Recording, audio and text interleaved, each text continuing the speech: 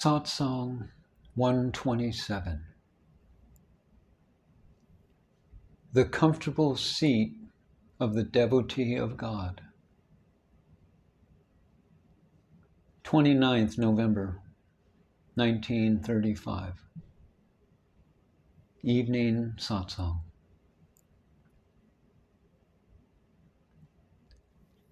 The knowledge, jnana, of the one who neglects devotion to the Guru does not remain strong and durable. For such a one, desire embraces the objects and identifies with them, and accordingly, just like the objects, the knowledge does not endure. By the daily glimpse, the darshan of God in the temple of the heart, the devotee becomes free of all objects. By uniting itself with objects, knowledge becomes confused. Therefore, in order for knowledge to have solid anchor, there must be the devotion to some form such as the Guru or an image of God, performing puja and such things. This kind of qualified devotion, or sakuna bhakti, should not be stopped. If unselfish devotion is accompanied with it, there is no equal to this type of devotion. To practice devotion unselfishly is real strength. The desire for some fruit is the wish to get some result from devotion. The desire is identical to its object. Unselfish devotion does not even aim at gaining self-knowledge. The devotee who continues regular worship, even after self-knowledge, is truly great. If unselfish devotion is coupled with the knowledge of Brahman, then that devotee is even greater than Hari and Hara, that is, Vishnu and Shiva. All desires except for the desire for the knowledge of Brahman are selfish. Some people are outwardly devoted, saying that it is unselfish, while desire remains hidden in their minds. When God gives a boon to such a man requests so many things and is definitely selfish. It may again be stated that the one who continues his worship and rituals as qualified devotion, even after attaining self-knowledge, is truly great. Only the truly strong devotee does this. Some people, after attaining self-knowledge, come to realize that there is nothing to be achieved as such, and therefore ask, what is the need to practice devotion to the Guru? Of course, nobody acts without some reason, but one who continues devotion even after self-realization is truly great. By selfless devotion, one becomes united with God, which means that he becomes Param Atman, the Supreme Self. Please discern what the fruit is, who the Creator is, and who produces that fruit. Know who is superior and who the real owner is. We say that unselfish devotion or spiritual practices are superior. If it cannot practically be performed outwardly, at least one should do it inwardly. Selfless devotion is real strength. Even if one possesses a mantra against a scorpion bite, that mantra has to be re-chanted in order for it to retain its power. In a similar way, one who has fully realized Brahman continues with devotion to the Guru. One cannot say definitely how much strength one has. So, how can we say what the limit to the power of God is? That power is beyond imagination. God's power is such that the Lord can do or undo anything, and He can do anything that is contrary to what is considered normal. Whatever has been created is over. This means that whatever was utilized is over. And yet still, after all has ended, still more power is there. How much more is there cannot be surmised. All that strength, all that power is attained by selfless devotion. Lord Krishna was asked by his devotees, Lord Krishna, how much is your power? And Krishna said, I cannot tell, I do not know. Only my devotees know that. My devotees have given me the knowledge of my power. When my devotees are having calamities, my power becomes known. My power becomes manifest only by the force of my devotee. The knowledge of Brahman has already been prescribed. One cannot say who will rejuvenate it and to what extent, or when this may happen. It cannot be surmised. It is not definite who will use it and in what manner, or to what extent. As one will use it, accordingly he will have the experience of it. However, one thing is certain.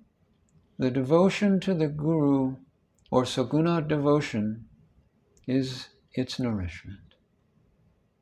Only then will there be the power of knowledge on earth. The strength of devotion of each devotee is different. It depends upon the firm determination and devotion of each devotee. Although there are many lawyers, each one has separate fame and popularity. The selfless devotee has no need to make any efforts to make his strength evident to others. God himself gives the devotee fame. Only that which is incomplete has a desire to express itself. Atman, which is totally complete, has inherent deep peace and happiness. The state of the one who is perfect is complete and without any desire. All of his devotional activities are desireless.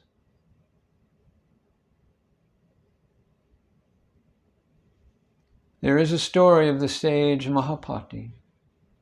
It is told that his wife took his robe and put it on the dead body of a man, and that man became alive again. Because of this miracle, the fame of Mahapati spread greatly. You should increase your spiritual awareness daily and constantly. Do not accept puja, the act of being worshipped, from others, because the sea never dries up, but the water in a small cup is finished quickly. If anybody gives you honor, think of it as honor to your Guru. Your true wealth can increase by recognizing that everything belongs only to your Guru. When the capital is full, that is, fullness of the Guru, there is no problem. Those who have attained sainthood have no such concept in their mind that there is any particular individual. Their existence is very naturally formless and completely beyond the reach of the senses.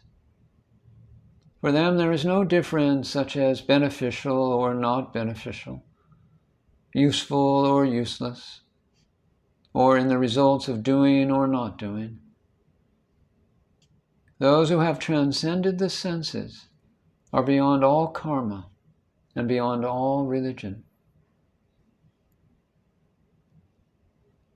For those people who have by some effort attained a bit of spiritual knowledge, only to show off their greatness, it is necessary to admonish them about daily discipline, rules of conduct, good behavior and bad behavior, control of the sense enjoyments, or awareness in their actions.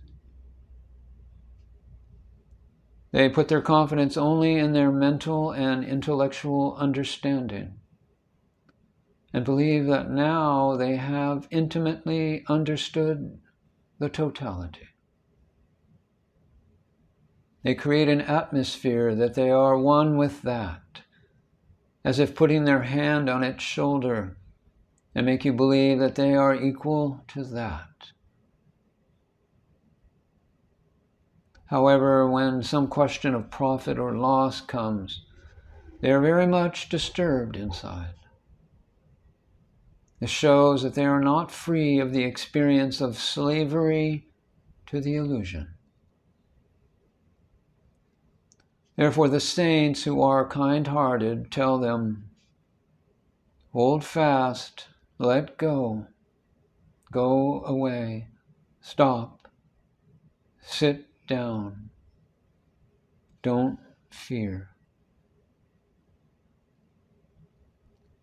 The people of this world are very clever at making you a fool, and you are likely to be a fool and must be very careful. Both the simple and the clever must reflect on this very keenly. Do not be carried away by the applause of other people. Do not stop your worship every day. Each gets his position according to his worth. The Supreme Self has already arranged for a comfortable place of happiness for those who are devotees of God and the Guru.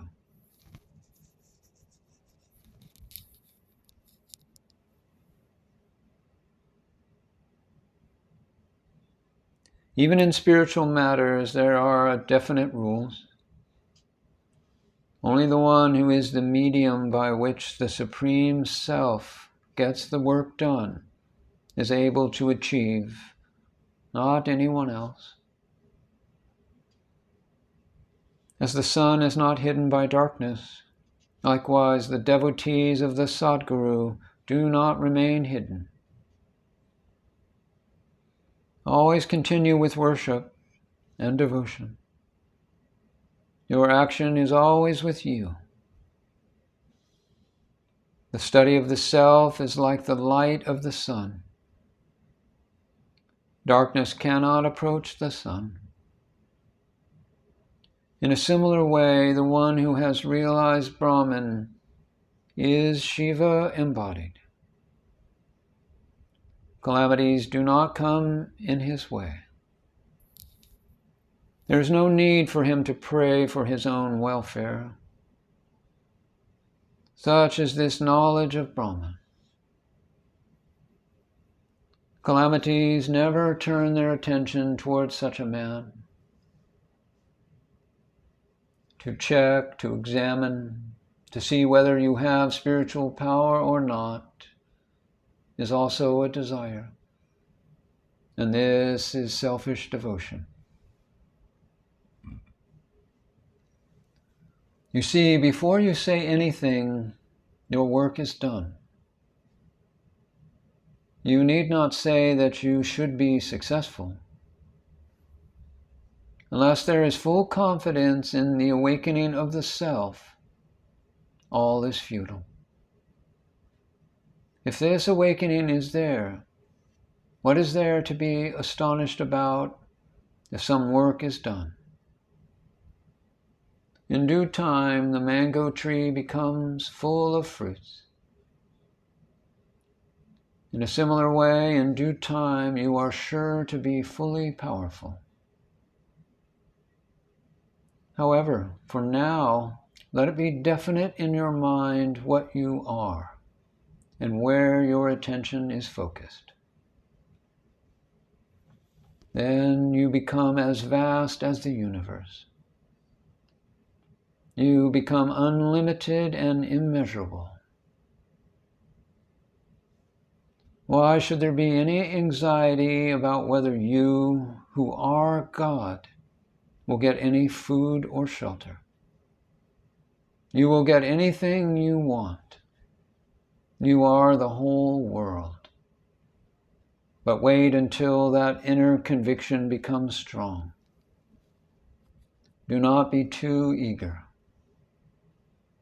Wait until your mind is fully attuned to the self and becomes itself the totality. By devotion to God in form, unlimited power is attained.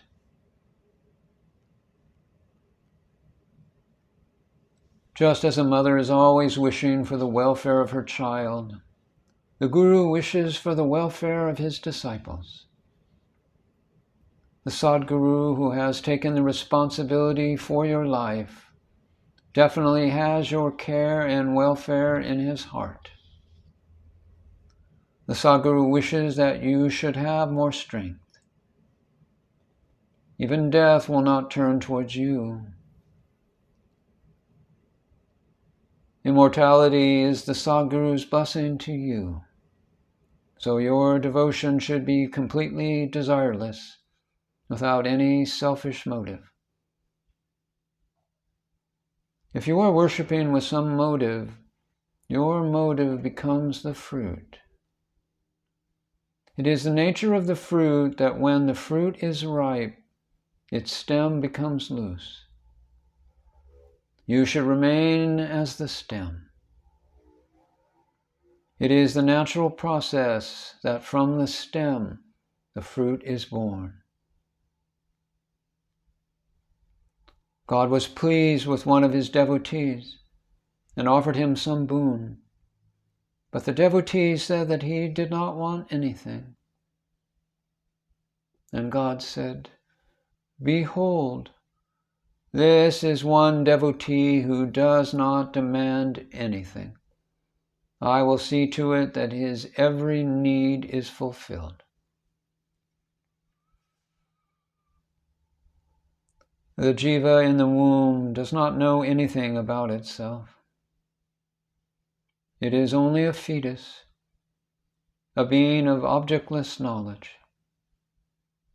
It is consciousness without any object to be known. Everything that it really needs is provided for.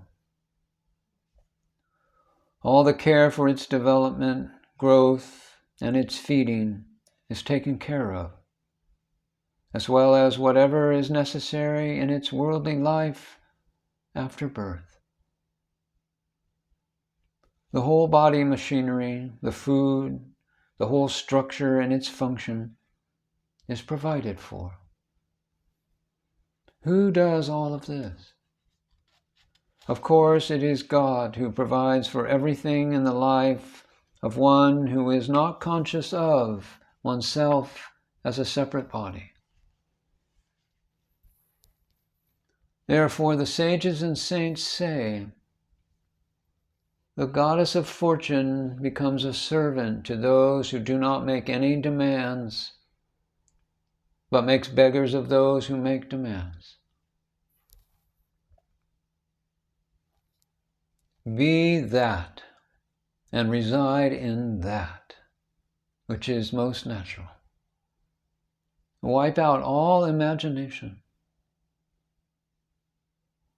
Param Atman provides for the total comfort and happiness of the one who, by virtue of knowledge, does not even imagine at all. So have faith. In short, one who demands never attains perfection or completeness, and one who does not demand never feels want for anything. Therefore, you must be unselfish devotees. Just as a tree grows and bears flowers and fruit when sufficient water and the right fertilizers are given to it, so must you give the fertilizer of unselfish devotion to God. Then all glory is added to you. The preparations for the achievement of perfection by the unselfish devotee are already made. Be desireless and wait as the casual witness. What is so surprising in this? God is the devotee, and the devotee is God. When the knowledge of Brahman and Saguna devotion are combined, what more could you want? You attain such capacity that you become the giver of the fruit of liberation for others. It is you who frees the jiva from the jaws of death. Why should the one who has the power to make death run away care about anything?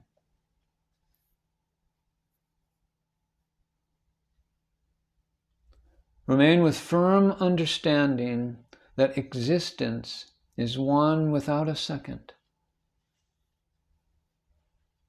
In the body, the doer and the receiver are both only one self.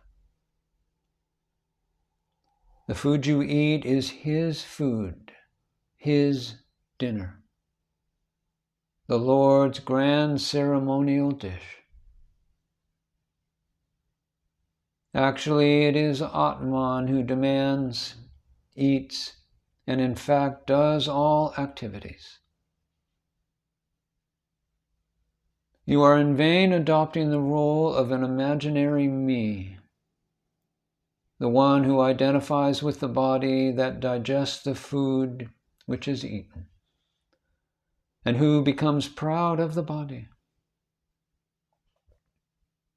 Remove this tendency, and you will realize that it is only God who has, by his own power of Maya, descended into the body and is performing all the activities and is receiving all fruits. You are nothing, and it is only God who is doing all.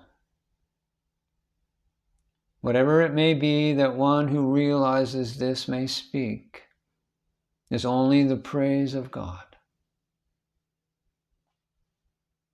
One who understands this is complete. And the one who is very grateful to the Sadguru who has bestowed the knowledge of Brahman has tremendous capacity. Now I have told what needed to be told.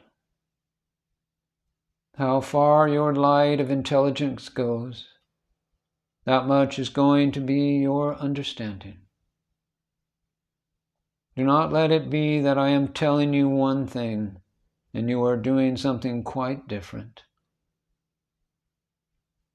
For example, if the gutter to the sewer is covered and you are told not to open it, but thinking that there must be something important hidden there, you open the cover anyway.